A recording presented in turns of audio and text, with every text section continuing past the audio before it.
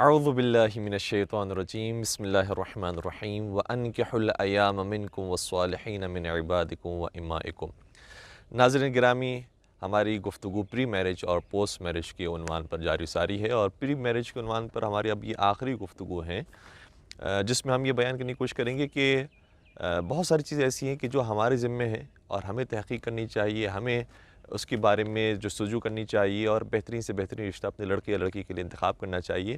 لیکن بہت سی چیزیں ایسی ہیں کہ جو پروردگار کے ہاتھ میں اور ہمارے ہاتھوں میں نہیں ہیں۔ قسمت لکھنا، تقدیر بنانا وہ پروردگار کے ہاتھوں میں ہے۔ کتنے ہی ایسے با اثر لوگ، امیر لوگ موجود ہیں دنیا کے اندر، اور طاقتور افراد گزرے ہیں دنیا کے اندر کہ جن کے پاس سب کچھ تھا، لیکن اس کے باوجود وہ اپنے لائف پارٹنر کو اپنے مزاج کے مطابق نہیں بنا سکے۔ اور دونوں مثالیں ہمارے سامنے اس کی موجود ہے۔ یعنی اگر کوئی شوہر اچھا ہے تو یہ مثالیں موجود ہے کہ ان کی ازواج جو ہیں وہ نافرمانی کرنے والی تھیں، جیسے حضرت نوح علیہ السلام کی، حضرت لوط علیہ السلام کی، خود سرکار حضرت امام حسن مجتبیٰ علیہ السلام کی مثال ہمارے سامنے موجود ہے کہ جعدہ بنت اشعث نے انہیں زہر دیا۔ تو کچھ مرد ایسے ہیں کہ جو اپنے ازواج کو، چونکہ بہرحال ہر انسان کو پروردگار نے اختیار دیا ہے، اس لیے اگر وہ نافرمانی کے راستے پر جانا چاہے تو انسان کسی کو مجبور نہیں کر سکتا۔ اسی طریقے سے یہ مثالیں موجود ہیں کہ اپنے ہم فکر بنانے والے، اپنے ہم مزاج بنانے والے بہت سے پیسے والے لوگ ہیں، لیکن وہ نہیں بنا سکے اور بالآخر بعد طلاق تک پہنچ گئی۔ جیسے ہمارے سامنے دنیا کا مشہور شخص بل گیٹس موجود ہے کہ جو بہت پیسے رکھنے کے باوجود، دنیا کا امیر ترین انسان ہونے کے باوجود، اپنی بیوی کو اپنا ہم مزاج نہیں بنا سکتا اور اس کے ساتھ زندگی کا سفر آگے نہیں بڑھا پایا۔ تو بہت سی چیزیں ایسی ہیں کہ جو پروردگار کے ہاتھوں میں ہیں۔ پروردگار سے انسان کو دعا مانگتے رہنی چاہیے کہ وہ بہترین تقدیر ہمیں نصیب فرمائے، اور دعائیں جو ذکر ہوئی ہیں قرآن کریم کے اندر بھی اور معصومین کی روایتوں کے اندر بھی، ان میں سے چند کو آپ کی خدمت میں بیان کرنے کا ہم شرف حاصل کریں گے۔ قرآن مجید کی ایک آیت ہے جس میں یہ ارشاد ہوتا ہے کہ رب لا تذرنی فردا وانت خیر الوارثین۔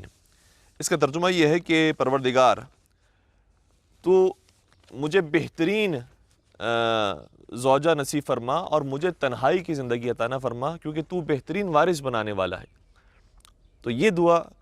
انسان نماز کے قنوت میں مانگ سکتا ہے، نماز کی تعقیبات میں مانگ سکتا ہے، اور ویسے بھی انسان کی ذہن کے اندر یہ حفظ ہو جائے انشاءاللہ دعا، تو جب جب اس کو یہ احساس ہوتا ہے کہ نہیں مجھے لائف پارٹنر کی ضرورت ہے، اس دعا کے ذریعے پروردگار سے مدد حاصل کرے، رب لا تذرنی فردا وانت خیر الوارثین۔ اس کے علاوہ ایک اور قرآن مجید کی دعا ہے کہ ربنا ہب لنا من ازواجنا وذریاتنا قرۃ اعین وجعلنا للمتقین اماما۔ یعنی پروردگار تو ہماری ازواج کو اور ہماری اولاد کو ہماری آنکھوں کی ٹھنڈک بنا دے، ہماری آنکھوں کے لیے اسے خار قرار نہ دے، ایسا بنا دے کہ ہم اسے دیکھیں تو ہمارا دل خوش ہو جائے، ہمارے ہم مزاج ہوں، ہمارے ہم فکر ہوں، پیار و محبت کی فضا کے اندر رہنے والے ہوں، وجعلنا للمتقین اماما، اور ہمیں متقین کے لیے رول ماڈل بنا دے۔ یہ دو دعائیں ایسی ہیں کہ جو بالخصوص اس موقع کے لیے مانگی جا سکتی ہے، اور نماز کے قنوت میں، نماز کی تعقیبات میں آپ مانگ سکتے ہیں۔ اس کے علاوہ ایک اور دعا ہے جو مولا کائنات امیر المؤمنین حضرت علی بن ابی طالب علیہ السلام بیان فرماتے ہیں، اور یہ فرماتے ہیں کہ جب انسان شادی کے لیے کوشش کرنا شروع کرے اور رشتے تلاش کرنا شروع کرے تو اسے چاہیے کہ پہلے 2 رکعتی نماز پڑھے، جس کی ہر رکعت میں الحمد کے بعد سورہ یاسین کی تلاوت کرے۔ یقیناً سورہ یاسین ایک بڑا سورہ ہے، لیکن بہرحال ہے قرآن کی دلہن، اور آپ بھی جب دلہن تلاش کرنے کے لیے نکلے ہیں تو قرآن کی دلہن کا سہارا لے کر اپنے لیے بہترین دلہن تلاش کیجیے۔ تو سورہ یاسین کی تلاوت کرے الحمد کے بعد، اور پھر جب یہ نماز مکمل ہو جائے تو پروردگار کی حمد و ثنا کرنے کے بعد اپنے ہاتھوں کو بلند کریں اور تعقیبات نماز کے اندر یہ دعا پڑھیں۔ اچھا، معصومین کی دعا ایسی ہوتی تھی جو صرف دعا نہیں ہے، صرف حاجت نہیں ہے، بلکہ ان دعاؤں کے اندر ہمارے لیے پیغام بھی موجود ہے کہ تمہیں اپنے لیے کون سا لائف پارٹنر مانگنا ہے۔ مولا شاہ فرماتے ہیں کہ اس طریقے سے اپنے ہاتھوں کو بلند کر پروردگار سے دعا کرو کہ اللہم ارزقنی زوجتا ودودا، پروردگارہ مجھے ایک محبت کرنے والی، ایک پیار کرنے والی بیوی عطا فرما، اور یہ بیوی ایسی ہو اور یہ زوجہ ایسی ہو جو مجھ سے پیار کرنے والی ہو، میرے پیسوں سے پیار کرنے والی، میرے بینک بیلنس سے پیار کرنے والی نہ ہو۔ کیونکہ اکثر اوقات ایسا ہی ہوتا ہے کہ کبھی لڑکی اس لیے پسند کر رہی ہوتی ہے لڑکے کو کیونکہ دیکھ رہی ہوتی ہے کہ بہت اسٹیبل ہے، فائنینشیل اسٹیٹس کا بہت زیادہ ہائی ہے۔ ہمارے ایک دوست تھے کہ جو مسقط میں رہتے ہیں، انہوں نے خود اپنا واقعہ بیان کیا، ظاہر سی بات ہے کہ ہم ان کا نام بیان تو نہیں کریں گے، انہوں نے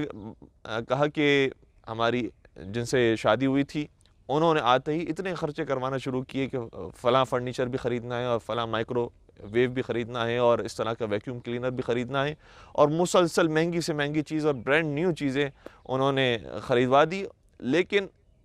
ساری باتیں جو ہے وہ اپنی ہی وہ چلاتی تھیں، اور سارا جو ان کی محبت تھی وہ میرے پیسوں سے تھی، یہاں تک کہ میں مجبور ہوا کہ ان کو طلاق دوں.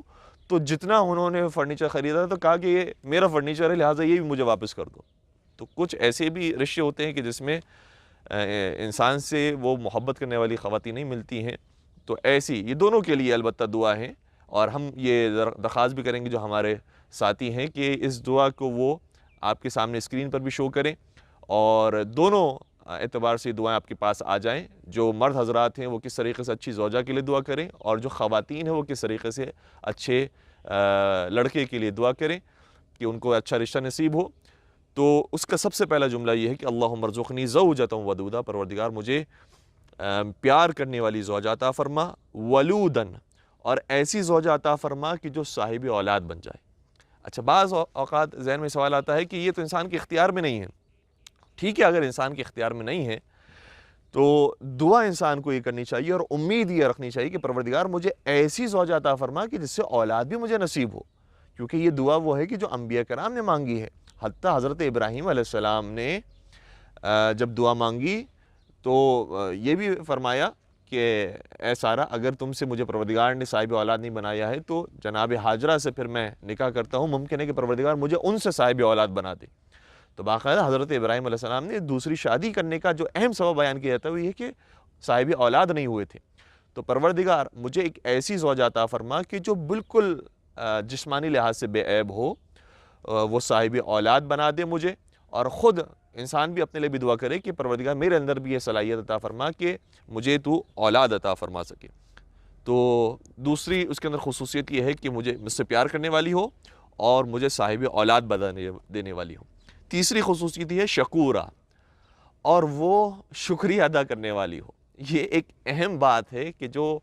اس رشتے کے اندر بہت ضروری ہوتی ہے کہ ایک دوسرے کی انسان قدردانی کرنے والا ہو، ایک دوسرے کو انسان اپریشیٹ کرنے والا ہو، شکریہ ادا کرنے والا ہو، چھوٹی چھوٹی سی بات پہ تھینک یو کہنے والا ہو. تم نے میرے لیے ناشتہ بنا دیا، تم نے میرے لیے کھانا تیار کر دیا، چائے تیار کر دی، ماشاءاللہ سے گھر صاف ستھرا لگ رہا ہے، اور آج جو ہے وہ بچے اچھے نمبر لے کر آئے ہیں کہ تو تمہاری محنتوں کی وجہ سے آج میرے بچے کامیاب ہوئے ہیں. اس طرح سے اپریشیٹ کرنا بہت ضروری ہے. روایت کا یہ بھی جملہ ہے کہ انسان کو چاہیے اشکر من انعم علیک، اس شخص کا بھی شکر ادا کریں کہ جس کی وجہ سے یہ نعمت تم پر نازل ہوئی ہے. تو یہ عمومی قاعدہ ہے، چاہے وہ زوجہ ہو، چاہے وہ شوہر ہو، چاہے وہ والدین ہو، چاہے وہ کوئی اور رشتہ دار ہو کہ جس کے صدقے میں انسان کو پروردگار نے کوئی نعمت سے نوازا ہو، تو بالکل ان کو اپریشیٹ کرتے رہنا چاہیے. پھر چوتھی صفت بیان کرتے ہیں غیورہ، اور وہ ایسی خاتون ہو کہ جو باغیرت ہو، یعنی اپنے آپ کو محفوظ رکھنے والی ہو نامحرموں سے، اپنے گھر کو بچانے والی ہو، اپنے شوہر کی عزت آبرو بچانے والی ہو، اپنے اولاد کی عزت آبرو بچانے والی ہو. کبھی کبھار تو ہمیں یہ سننے کو ملتا ہے کہ خود ہم ہی اپنے اولاد کو رسپیکٹ نہیں دیتے ہیں، ہم ہی اپنے زوجہ کو رسپیکٹ نہیں دیتے ہیں، تو کیسے ممکن ہے کہ وہ پھر دوسروں کے سامنے ہماری عزت و آبرو بچا کے رکھیں. اس لیے ہمیں خود بھی آپس میں رسپیکٹ کا ماحول رکھنا چاہیے. دیکھیں، دوستی اپنے مقام پر، بچے سے بھی جب دوستی ہوتی ہے، ہم پارک کے اندر لے کر آتے ہیں اور بچوں کے ساتھ جب کھیل رہے ہوتے ہیں تو ایسے ہی ہوتے ہیں کہ جیسے ہم ان کے دوست ہیں. لیکن اس کھیل کا یہ مطلب نہیں ہے کہ اب آپس میں جو رشتہ ہے وہ ہمارا رشتہ ختم ہو گیا.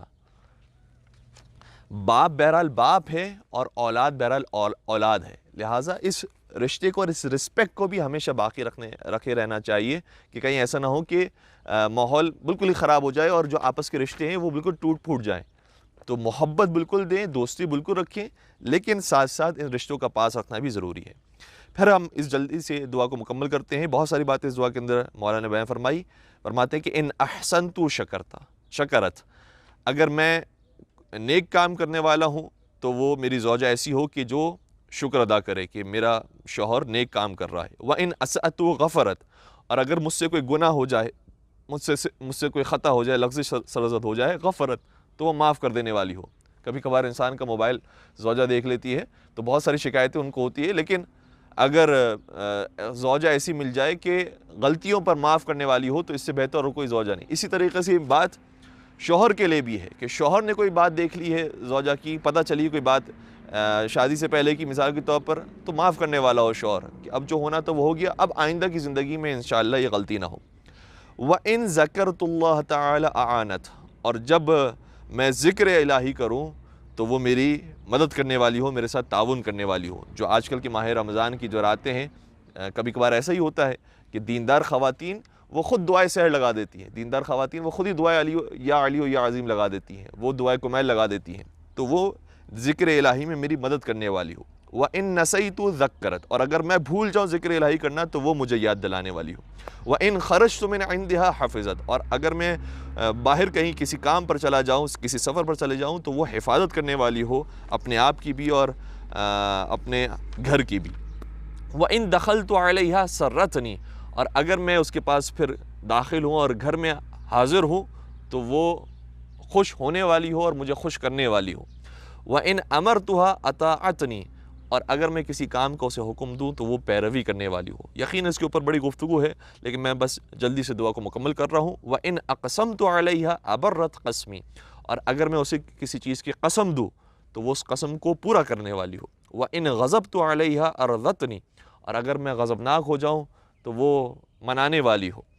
یا ذا الجلال والاکرام ہب لی ذالک، اے پروردگار عالم تو مجھے ایسی زوجہ عطا فرما، اور اسی طریقے سے خاتون یہ دعا کرے تو مجھے ایسا شوہر عطا فرما۔ فإنما أسألکہ، کیونکہ میں نے صرف تجھ سے سوال کیا ہے اس زوجہ کے لیے اور میں کسی کے پاس نہیں بھاگا ہوں۔ ولا آخذ الا ما مننت وأعطیت، اور مجھے پتہ ہے کہ مجھے کوئی یہ ذات یہ رشتہ نہیں دے سکتی سوائے یہ کہ تو احسان کرے اور تو مجھ پر لطف و کرم کرے۔ یہاں پر یہ دعا کا حصہ مکمل ہو جاتا ہے۔ پھر مولا کائنات بڑا عجیب جملہ شاہ فرماتے کہ من فعل ذلك اعطاه الله ما سأل، جس شخص نے اس طریقے سے 2 رکعتی نماز پڑھی اور پھر دعا مانگی تو شیر خدا علی مرتضیٰ فرماتے ہیں کہ پروردگار اس کی اس حاجت کو پورا فرمائے گا۔ ہم بھی دعا کرتے ہیں کہ انشاءاللہ پروردگار تمام لڑکے لڑکیوں کو ان کے لیے بہترین جوڑے اور رشتے نصیب فرمائے۔ والسلام علیکم ورحمۃ اللہ وبرکاتہ۔